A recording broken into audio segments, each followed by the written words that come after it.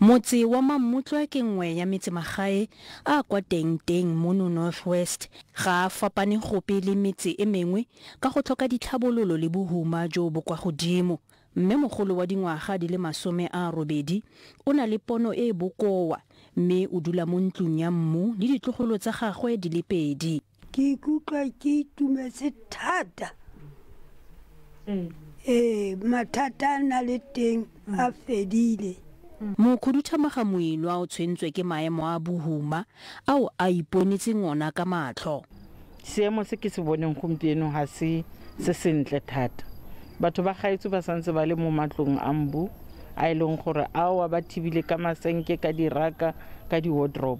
Le fa maemo a botshelo jwa bona a sa itumedise, fela baagi bano ba itumeletse dijo le dikobo tseo ba di amogetseng. Ditlo go ntšwela mošola mma ka lebake la gore bana nke se ba roba le ka tlala ba tsoge ka tlala. Ke tlile hempara e tla ntšwela mošola tota ke itumetse.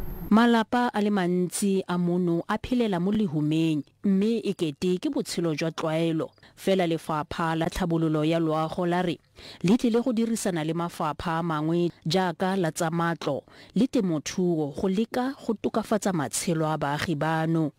Mpho le Pedi wa dikgang tsa SABC mono Taung.